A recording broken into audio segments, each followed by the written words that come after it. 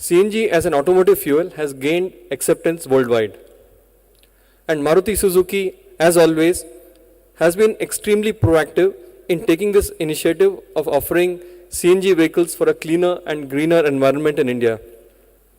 The range of CNG vehicles from the Maruti Suzuki stable comes with the all-new gas port injection technology, which is an excellent balance of performance, convenience, reliability, and a very low cost of ownership, which gives the customer a complete peace of mind. So in short, today we are widening the spectrum of offering from Maruti Suzuki so that the consumer now has a choice of opting for the highly fuel efficient petrol and diesel vehicles and also the revolutionary new CNG vehicles.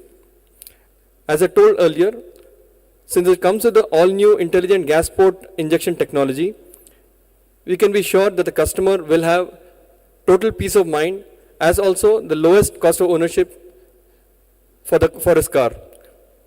These circumstances, all I can say just now is we will supply whatever the public will demand. Like Mr. Omkar Nath was saying, we are looking at actually the infrastructure for the CNG being widened today. As of now, we have, I think, 4 CNG stations in Hyderabad, but very shortly it will be 9 or 10 within the next 2 or 3 months.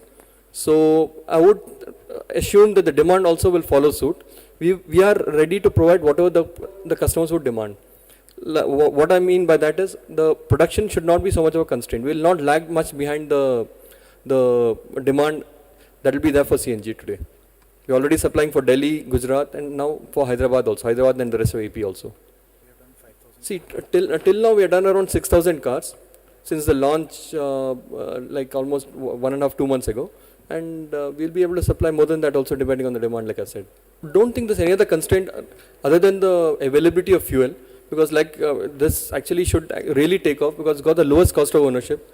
As compared to petrol, the running costs will be roughly almost 40% lower than that, if not more.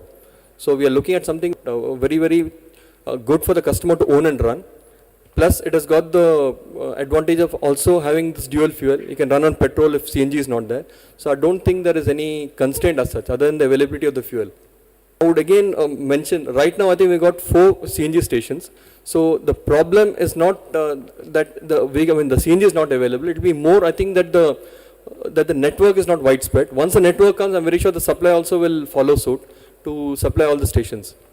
The CNG, roughly it is between 40 to 55,000 more expensive. I mean, we added on that cost on the petrol version.